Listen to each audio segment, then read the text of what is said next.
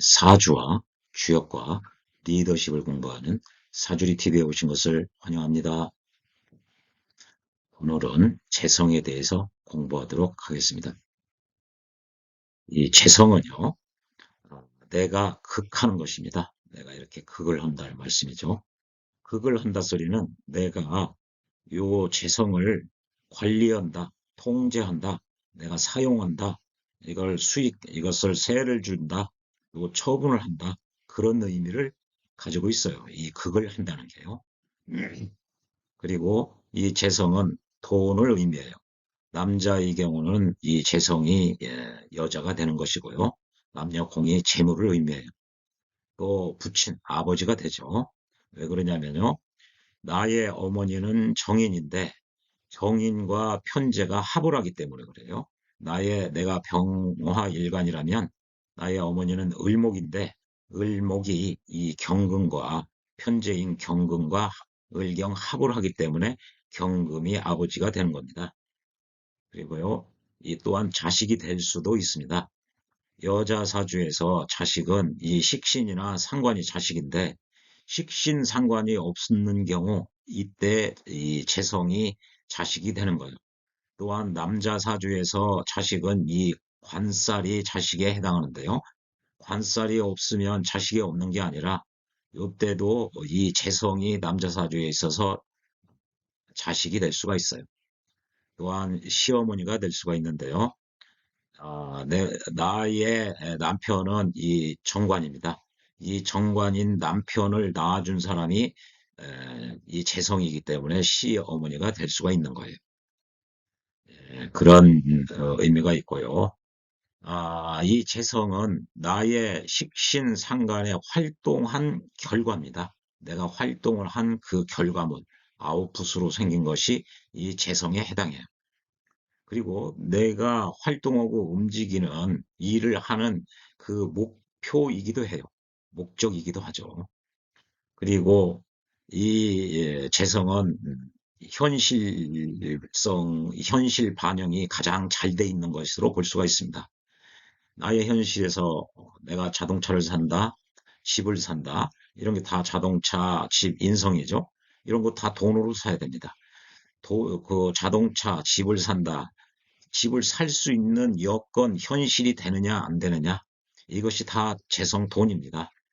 또 내가 해외여행을 간다. 그래도 갈 수 있는 여건이 되느냐, 현실이 되느냐, 이것은 다 돈의 문제예요. 그래서 현실이고요. 또한 내가 이 관리 통제한다는, 극을 한다는 것은 내가 관리하고 통제하고 일종의 사업 경영적인 마인드가 섞여 있는 겁니다. 그래서 사업성을 의미하기도 해요. 그리고 일반적인 그 책에서는 잘 안 나와 있는 건데요. 이 재성은 지난 그 영상에서 식신상관의 현대적 의미에서도 말씀드린 바와 같이 이 식상의 그 결과로 나온 것이 이게 재성이기 때문에 이 재성은 이 내가 먹고 사는 나의 생명을 기르는 원천이라는 거죠. 그래서 왜 재성이 아버지가 재성이냐면 나의 생명, 나를 기르고 책임져야 될 그런 전체적인 책임이 아버지에게 있다는 것이죠. 이것이요. 그리고 내 처도 이 재성에 해당하죠. 처를 내가 극한다고 그래서 남자 사주에서 처는 재성인데 내가 극한다, 관리한다, 통제한다고 그래서 내 맘대로 부인에게, 내 처에게 마음대로 하라는 뜻이 아니라요. 이 처가 나의 양명, 나의 목숨, 가정 관리권을 부인에게 넘어간다는 얘기예요. 부인이 가정을 잘 관리한다. 그런 개념으로 봐야지. 내 처는, 내 여자는 내가 내 맘대로 하는 것이다. 내가 그걸 하는 것이니까 그런 식의 사고는 지극히 민주적이지 못한 발상입니다. 지금은 남녀 평등하고요. 그래서 이 재성은 나의 목숨을 기르는 그 원천이다. 그래서 부친이 재성이 되는 것은 나의 어려서 나의 그 생명을 나애가 잘 자랄 수 있게 총체적으로 책임져 준 사람이 아버지다. 그 소리죠. 그리고 나의 부인도 재성이 되는 것은 우리 가정의 관리권, 우리 가정의 구성원들의 목숨을 기르도록 잘 먹고 자고 이런 가정 관리를 처에게 넘어간다. 그런 의미로 해석하는 것이 현대적인 의미에 더 부합합니다. 단순히 재성, 내가 극하기 때문에 내 맘대로 하는 거, 내 부인이라고 해서 내 맘대로 하면 안 됩니다. 또 어떻게 아버지를 내 맘대로 극하고 그렇게 할 수가 있겠습니까? 그것은 지극히 전근대적인 해석이라고 생각합니다. 또요, 이 재성은 나의 욕망이기도 해요. 내가 하고 싶은 거죠. 내가 즐기고 싶고 놀고 또 풍요, 또 이 도박 같은 거 내가 하고 싶은 그런 거이기도 하죠. 또 이 재성은 여자 명에서 여자 사주에서 이게 정에 해당하기도 해요. 이 재성이 있어야 남녀 간의 소통이 잘 됩니다. 또 여성의 사주에서 이 재성이 몽땅 망가지면은 아, 이 관살을 생하는 힘이 미약하기 때문에 이 재성이 폐쇄됐다. 그런 여자 사주에서 그러면 이혼의 정보가 있는 경우가 많이 있습니다. 그것을 이른바 관제문이라고 해요. 관제문에 대해서는 차후에 기회가 되면 영상으로 올리도록 하겠습니다.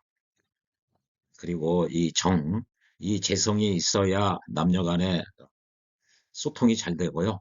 어, 어, 또 여자 사주에 있어서 관살에 두 개가 있다.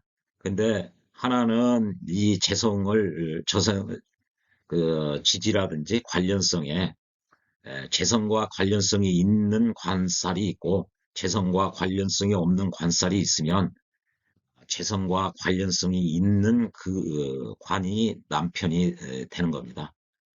재성과 관련이 없는 남자와 결혼을 하면은 부부간의 관계는 무미건조하고 부인이 좋아하는 사람은 따로 있다는 이야기죠. 예, 이것도 이에 대해서도 차후에 영상을 올리도록 하겠습니다.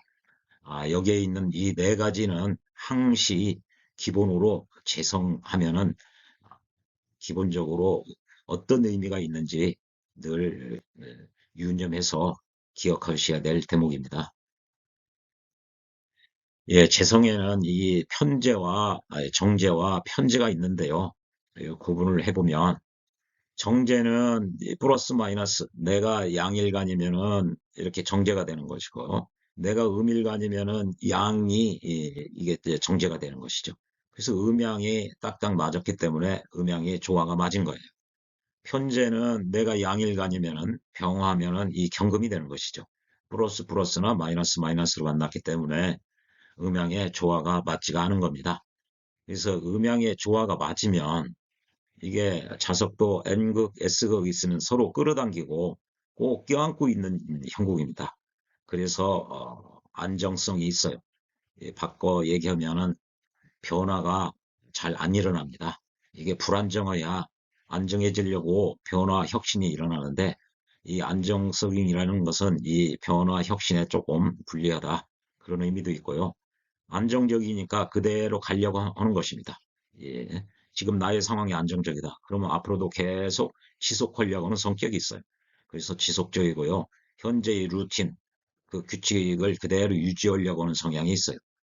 반면에 음양이 조화롭지 못하면은 이게 불안정하기 때문에 변화, 혁신을 갈구해요. 그리고 이게 어떤 일이 벌어질 때 이렇게 루틴, 규칙적으로 일어난 게 아니라 불규칙적이에요. 그리고 그 불규칙성을 예견할 수가 없게 그렇게 간헐적으로 일어납니다. 정제는 이렇게 음양이 넓기 때문에, 폭이 넓기 때문에, 레인지가 넓기 때문에 범위가 넓어요. 그러나 깊이는 내가 동시에 전부 다 이것저것 생각해야 되기 때문에 깊이는 상대적으로 얕을 수밖에 없습니다. 편제는 양과 양, 음과 음의 관계이기 때문에 혹은 정제에 비해서 좁으나 깊이는 있을 수가 있어요. 그리고 이 정제와 편제는 이 시간을 볼 때요, 미래와 현재 중에서 늘 현재를 중요시 여깁니다. 정제는. 반면에 편제는 지금보다는 미래에 주안점을 두고 있어요. 그래서 정제는 현실적이고요. 아주 현재 하고 있는 일을 꼼꼼히 한다든지 정확해요. 어, 반면에 편제는 미래지향적이기 때문에 지금 미래는 다가오지 않은 것이기 때문에 미래 이야기를 해도 현실적으로 다가오는 정도가 약하죠. 조금 막연하고요. 그래서 조금 추상적입니다. 이렇게 꼼꼼하고 정확한 것보다 그냥 헐렁하고 대충대충적인 성격이 있습니다. 그런 성향이 있습니다. 이 돈을 바라볼 때 확연하게 차이가 있죠. 이 정제는 돈이라는 것은 아끼고 아껴서 모아야 된다. 저축을 해야 된다. 이 돈에 대한 관념이 이렇게 가지고 있습니다. 반면에 편제는 돈이라는 것은 쓸 때 쓰고 돈이라는 것은 내가 굴리는 것이다. 더 큰 재물을 만들기 위한 수단, 도구로 활용되는 것이 돈이다. 그래서 돈은 활용, 융통, 이쪽에 주안점을 맞추고 있습니다. 여기는 정제는 아껴서 내가 꼭 지니고 있어야 된다는 것이죠. 그래서 금융 경제학적으로 이야기하면 여기서는 아, 그 정제에서는 안정성과 유동성을 굉장히 중요시 여긴다면 이 편제는 안정성보다 수익성 같은 걸 굉장히 유동성은 요거에 한 반 정도 되겠네요. 그래서 이 투자 이런 쪽에 관심을 많이 가지고 있습니다. 미래의 주안점을 맞추기 때문에 그래요. 그리고 이 돈도 작지만 차근차근 모아서 저축해서 적금을 붓는다든지 이런 식의 마인드를 가지고 있어요. 그런데 이 편제는 크고 빠르게 그러니까 한방 일확천금 큰 뭐 사업 뭐 로또 이런 쪽의 성향이 많이 가지고 있습니다. 그래서 돈이라는 것은 그 투자를 해서 미래에 더 큰 부를 만들기 위한 하나의 종잣돈이자 그 수단 도구다.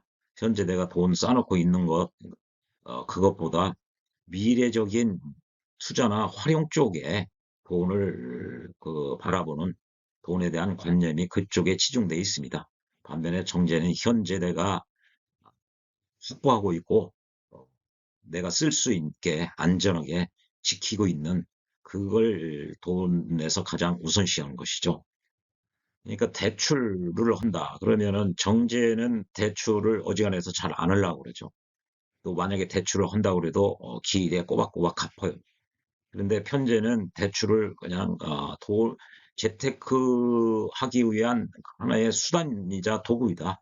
얼마든지 내가 대출 받아서 돈을 굴릴 수 있으면 투자 수익률만 좋다면 대출도 마다하지 않겠다.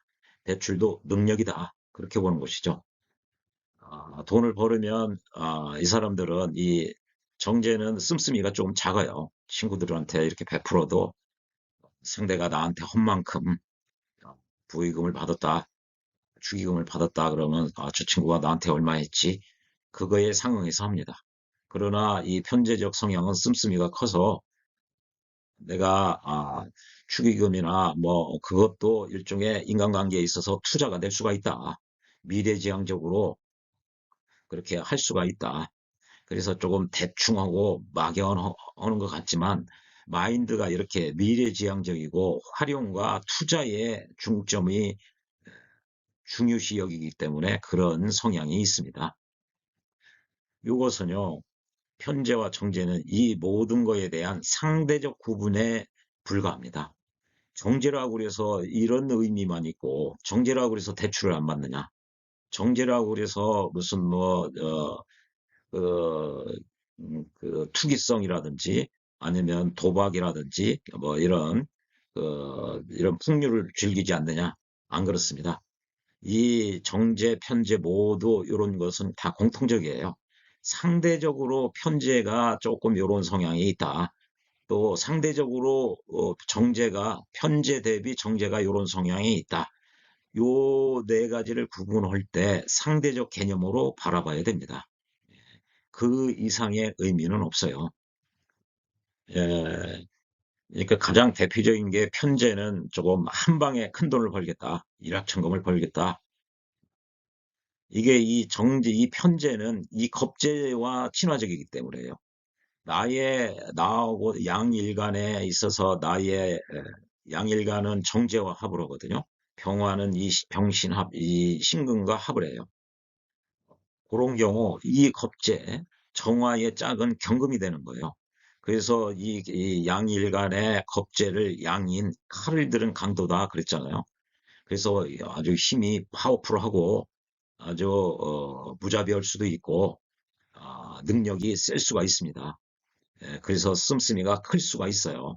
그게 편재적 성격하고 괴를 같이 하는 것입니다. 나와 정제가 합을 하듯이 이 겁제와 편제가 같은 괴를 이루는 거예요. 예, 그렇기 때문에 이런 성격이 정편으로 나누었을 때 편제는 바람둥이고 정제는 아니다. 조광지처만 생각하느냐. 그런 식의 발상은 맞지가 않습니다. 정제가 더 바람둥이일 수도 있어요. 예, 그래서 상대적 구분에 불과하다. 모두 그리고 이 네 가지에 있어서 이 현대 명리에서는 이 정편으로 나눈 것보다 상을 더 우선시해서 해석하는 것이 돈이라든지 사업이라든지 또 부인이라든지 그런 실체를 파악하는데 정확성이 더 좋습니다. 그러나 이건 기본에 해당하는 것이기 때문에요. 상대적으로 이 정편의 원리에서 말씀드린 바와 같이 반드시 기본적으로 알고 있어야 됩니다. 그래야 여러 가지 응용력이 생깁니다. 예, 흔히 질문을 많이 받는 것 중에 하나가요. 선생님, 저의 팔자에는 재성이 없습니다. 그러면 저는 돈이 없는 거지 팔자인가요?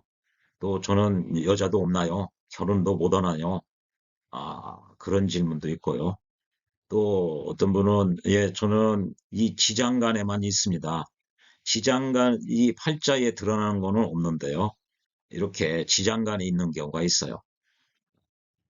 축토에는 개, 신, 기라는 지장간이 있는데 이 신금이 중기에 해당하는 것이 정제죠. 이런 경우 아, 재물이 없다고 볼 수가 있느냐? 네. 이렇게 있든 지장간에 여기가 있든 지장간에 본기가 재성이면은 이게 재성이 되는 겁니다. 만약에 여기가 신시에 태어났다. 그럼 무임경이 있어. 무임경이 있죠. 경금이 편제를 가지고 있는 거예요. 예. 그래서 이 지장간에만 있다 소리는 이 본기가 아닌 여기나 중기에 재성이 있다는 이야기하고 똑같아요. 지장간에만 재성이 있어요. 그 이야기는 이 여기나 중기에 재성이 있다는 얘기예요. 그런 경우 저는 선생님 이런 경우는 이제 본기가 토니까요. 이건 상관이죠. 그런 경우 저는 여자가 없나요? 결혼을 못 하는 거 아닙니까? 저는 돈이 없는 사주인가요? 이렇게 물어보는 분들이 많아요. 절대 그렇지 않습니다. 이렇게 지장간에 있든지 또 지장간에서조차도 아예 없다. 지장간에조차도 재성이 하나도 없다고 그래도 여전히 돈도 벌 수 있고요. 결혼도 얼마든지 할 수가 있어요. 여자가 있을 수가 있어요. 만약에 재성이 여기 편제라고 그랬죠. 편제가 아버지라고 그랬죠. 아버지가 없다면 내 사주팔자에 재성이 없는데 재성이 없어요. 그러면 아버지가 없이 내가 어떻게 태어났겠어요? 어머니 혼자 나를 잉태해서 잉태가 안 되잖아요. 아버지 없이는.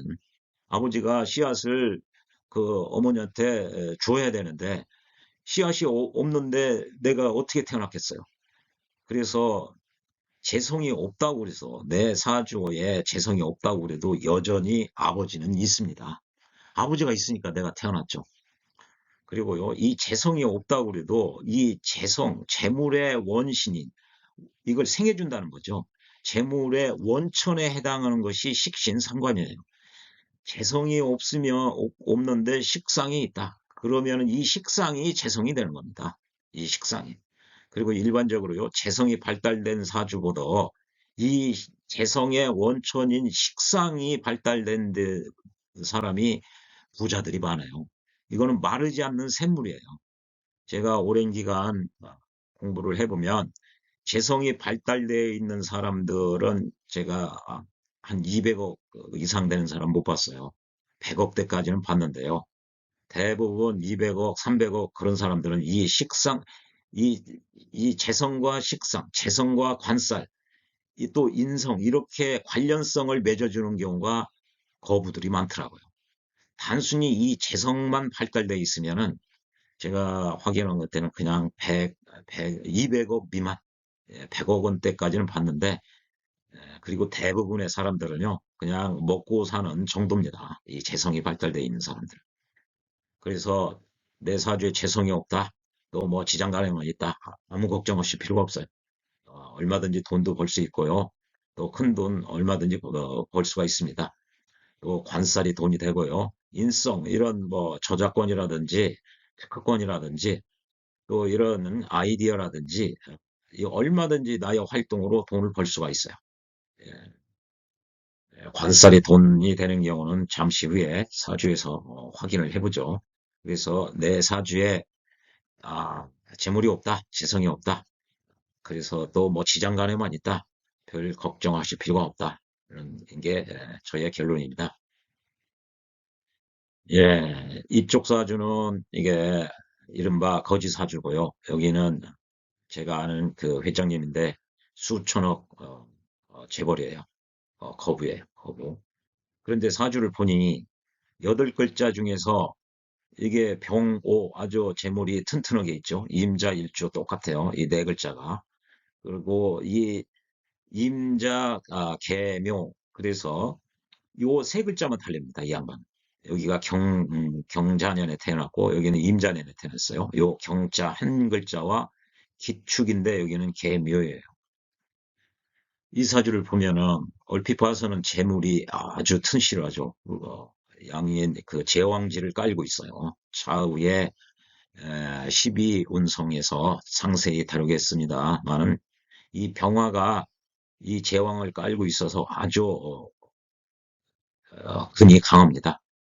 그리고 이 병오가 이렇게 좌오충 이렇게 해서 얼마든지 내 쪽으로 왕래 호환으로 가지고 올 수가 있어요.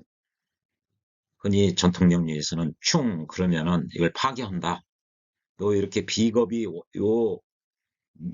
여기 연월 일에 6글자 중에 월지 하나만 빼고는 다 비겁이거든요. 이른바 군겁쟁제 이렇게 볼 여지도 있어요. 그런데요, 그렇게 보는 경우보다 군겁이 이렇게 쟁제하는 것보다 이게 묘월에 태어나서 상관계객이에요. 상관생제한다고도 볼 수가 있어요. 그래서 상관생제 이게 맹파적 접근 방법으로 보면요.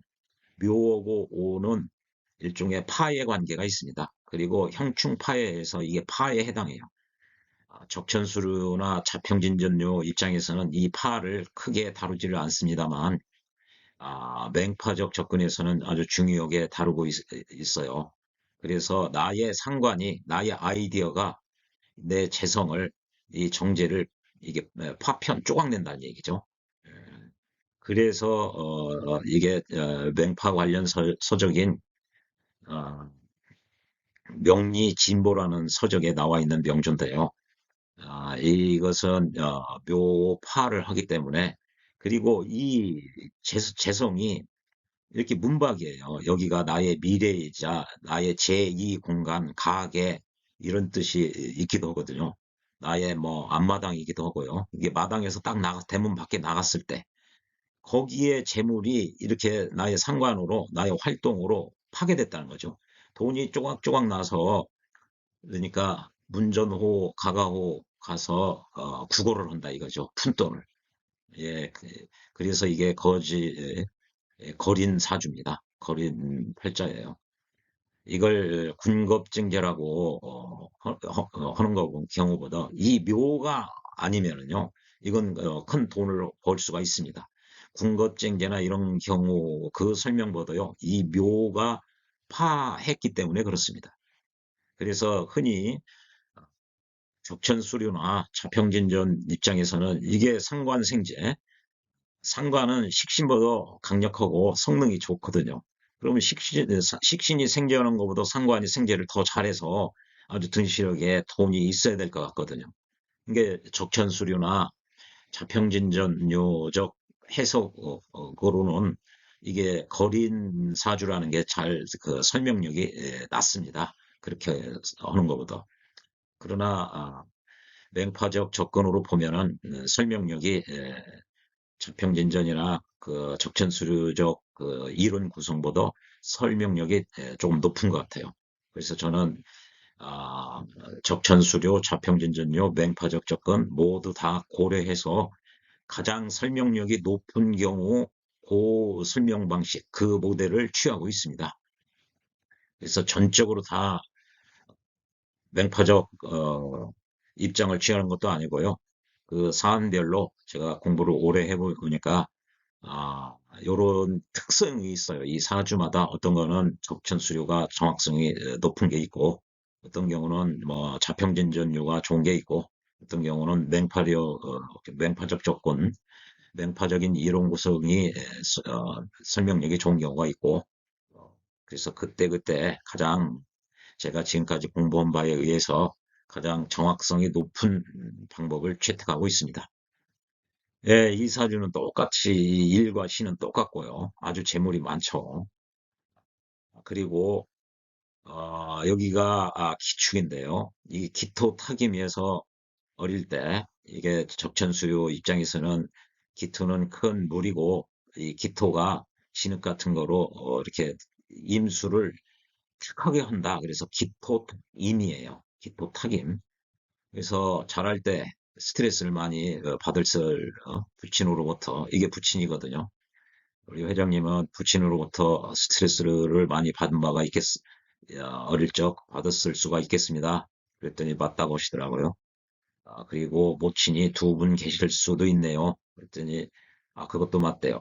이게 큰어머니고요. 이게 친모입니다. 그래서 지금 나와 같은 공간에 있기 때문에 지금도 매시고 살 것으로 생각합니다. 그랬더니 맞대요. 이 양반은 똑같은데요. 여기 지장간에 병기정이 있어요. 기토가 이 월로 투관이 된 거예요. 그래서 이게 정관이에요. 정관격이고 인성이 있으니까 관인상생, 일명 범생이 공무원사주의 표본으로 해석할 여지가 큽니다. 기토도 본기에서 투관이 됐고요. 여기 계신기에서요. 이게 이 경금도 추국의 월지에 근을 두고 있기 때문에 강력하다고 볼 수가 있습니다. 그래서 관인상생격으로 좋은 사주입니다. 이렇게 이야기할 수가 있거든요. 일반적인 적천수나 자평진전, 자평진전적 그 어프로치라고 할까요? 그리고 정관격에는 이 재성이 생해주는 게 좋아요. 정관이 이렇게 혼자 그 보필을 못 받으면 굉장히 외롭다는 표현이 있습니다. 정관 무보면 외롭다. 정관이 보충을 못 받으면 도움을 못 받으면 근데 여기는 아주 제로부터 관이 생을 잘 받고 있죠. 외롭지가 않아요.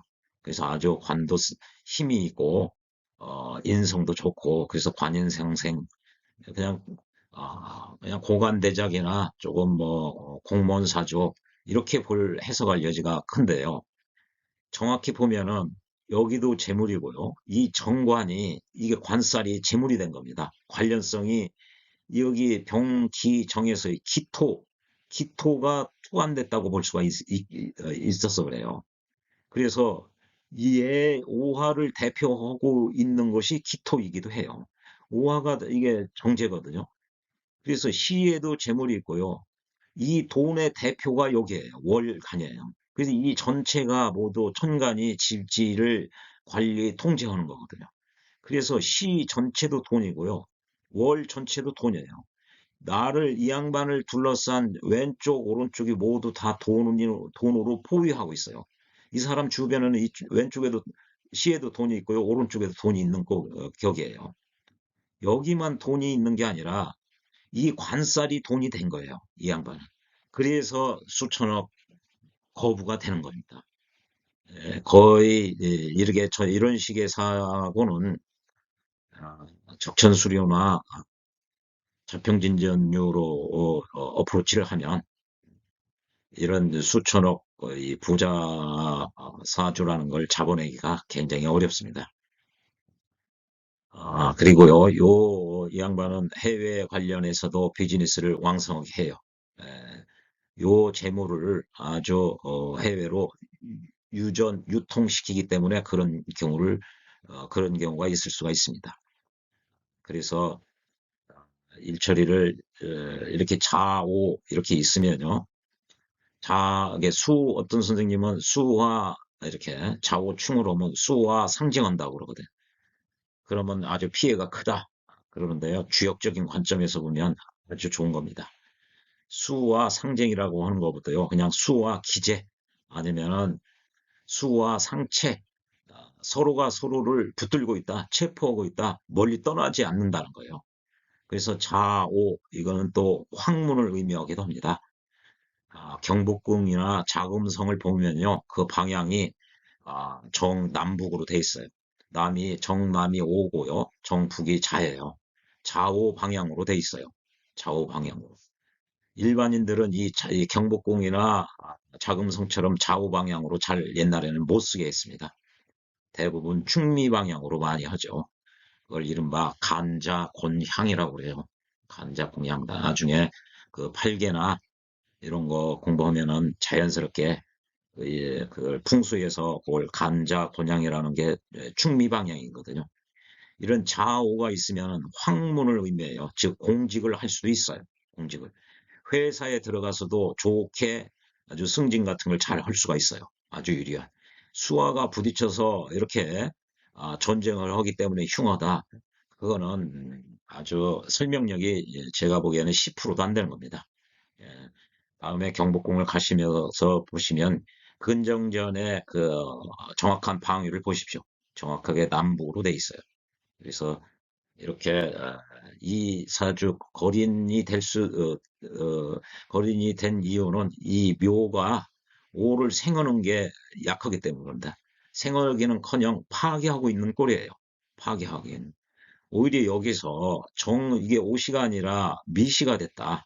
그래서 정미가 되면은 돈 많이 벌 수 있는 사주입니다. 이 사주들. 이걸 비겁, 군겁 시 이 쟁제를 하기 때문에 거린이다. 안 그렇습니다. 이건 묘파 때문에 그렇습니다. 이 묘목은 꽃 같은 거예요. 연꽃이라든지 그것은 잘 안 탑니다. 그래서 잘 태울 수가 없어요. 서로 파괴를 해요. 그리고 다 제왕에 해당하기 때문에요. 화의 왕지고요. 목의 왕지예요. 왕은 왕끼리 상대방을 도와주지를 않습니다. 또 자도 묘를 생하는 게 아니라 전통 그 적천수료나 자평진지에서는 이걸 자묘형한다고 그러죠. 이게 제왕지의 특성이기도 해요. 예. 그래서 단순히 이렇게 좌우충 때문에 징계를 했기 때문에 거지다.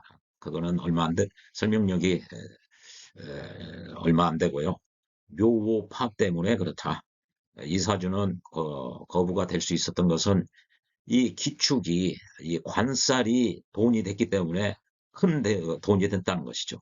이렇게 재성도 실은 데다 대고 이 관살까지 여기 재성이 이 관살과 유기적으로 관련을 잘 맺었기 때문에 이 양반은 거부가 될 수 있는 사주가 되는 것입니다. 예, 시청해 주셔서 고맙습니다.